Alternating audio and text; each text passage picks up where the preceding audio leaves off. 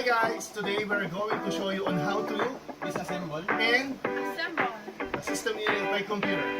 Come on! First, we're gonna sterilize the and remove all accessories that can damage the component.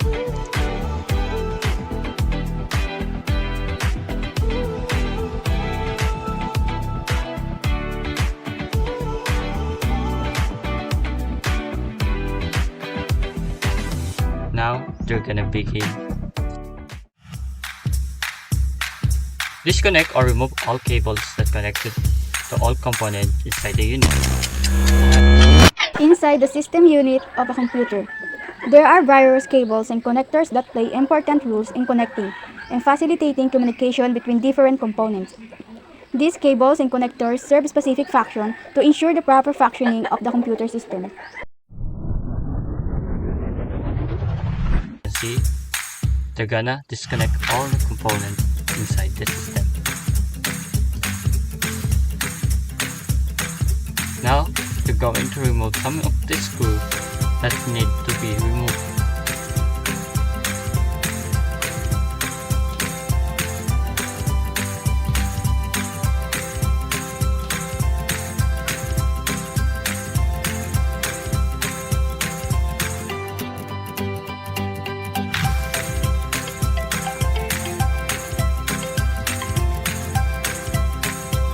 Now that we're going to remove the sandpaper.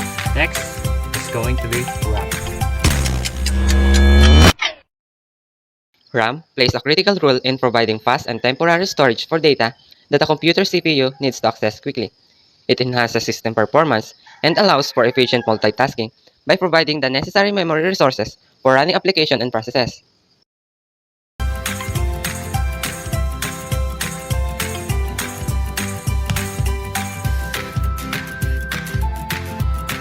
Next is the HDD. HDD stands for hard disk drive. It's a type of storage device used to store and retrieve digital data. HDD has been the primary storage medium in computer for many years, although solid-state drives, SSD, are gaining more popularity.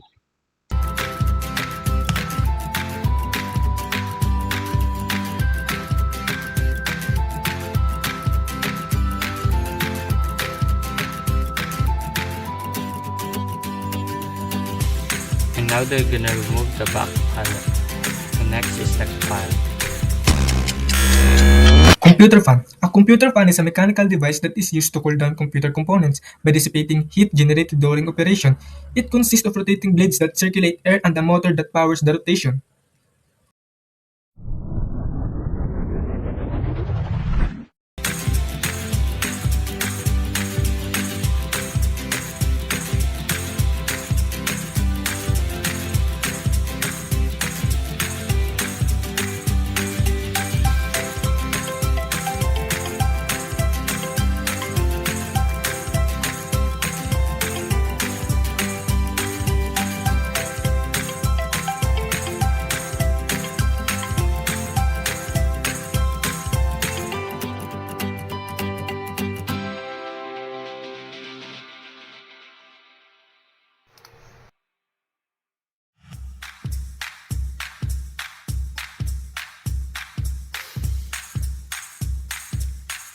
Remove the SSD drive, we need to unscrew it. SSD stands for Solid State Drive. It is a type of storage device that uses solid-state memory to store and retrieve data. Unlike traditional hard disk drives, or HDDs, which use spinning disk and mechanical components, SSDs have no moving parts.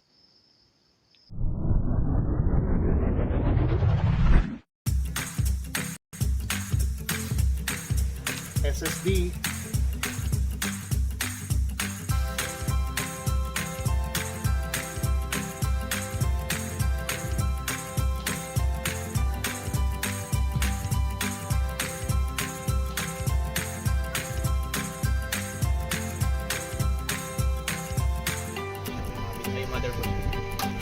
This is the RAM 16GB 8x810 SSD HDD.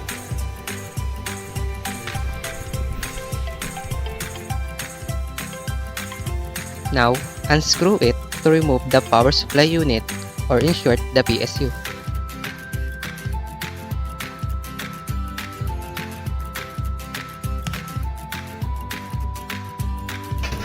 Pakita mo, Dave. Pakita mo. Ito ba ang power supply? Yes.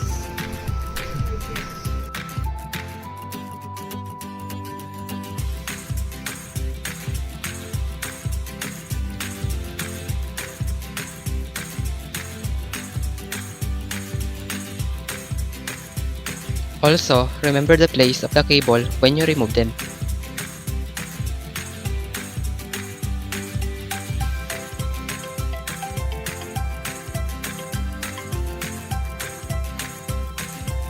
Let's remove the motherboard.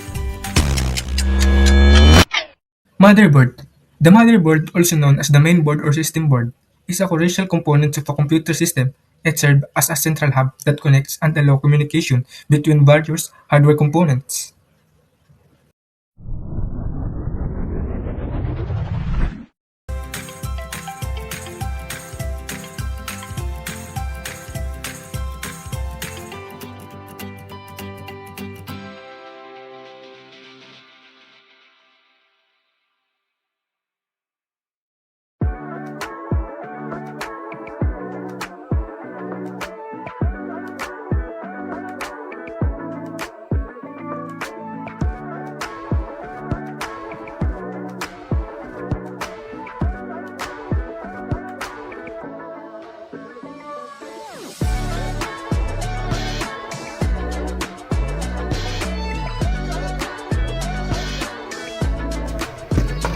Empty.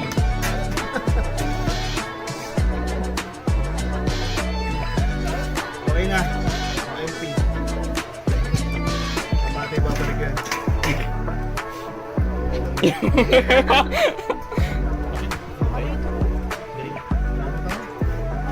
Agad na natin yun. Tapunin. Huwag mo kalimutan na yung kawawa tayo.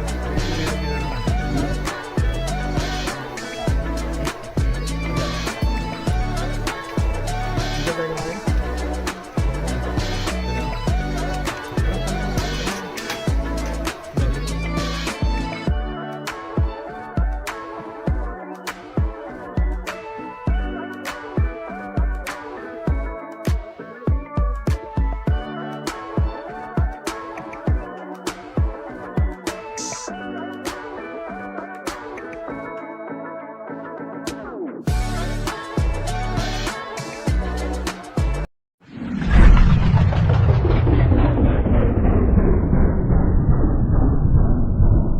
A LAN card, also known as Network Interface Card (NIC) or Internet Card, is a hardware component used to connect a computer to a local area network. It provides the necessary physical interface and communication capabilities for a computer to transmit and receive data over a LAN. CPU stands for Central Processing Unit. This is often referred to as the brain of the computer. The CPU performs the majority of calculation and instruction necessary to execute the program and operate the computer.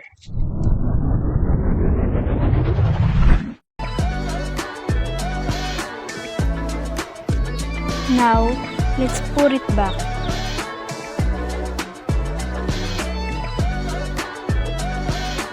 First, let's attach the screw that we removed, and then put the motherboard carefully. Then, let's put the screw slowly to adjust our placement. It's necessary to return the parts carefully and properly so it doesn't get damaged. And then, if you can see here, the system units are being attached so that we can know if it will work or not. And the most important things is that the system units must be placed correctly.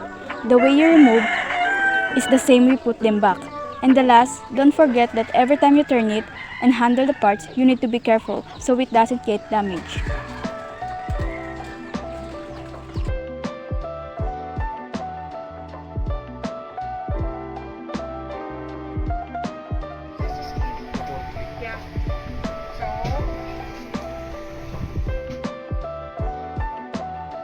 One hour later.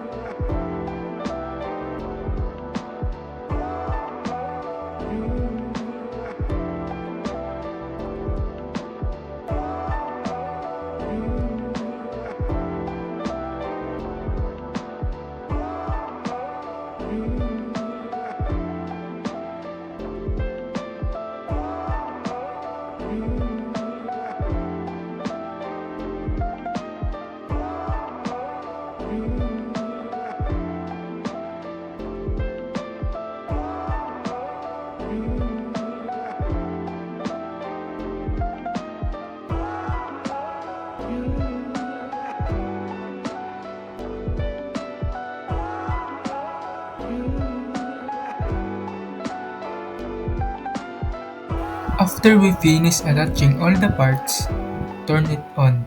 We are about to power up our system unit after assembling all the components of the computer. Let's see.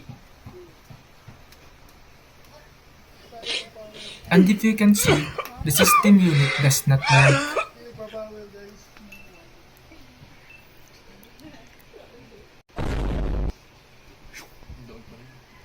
Maluwag eh.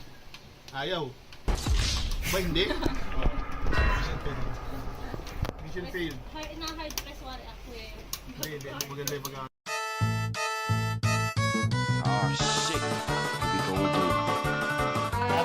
So, let's check the system unit again. Let's double check if the parts are in the right position. After checking, we found the problem. So, let's turn on the system unit again. Hi guys, so we are done with disassembly and assembly of the system unit of our computer. And now we are going to power it on and let's see if it works. And it works. Nice. Wait natin. So ito boot.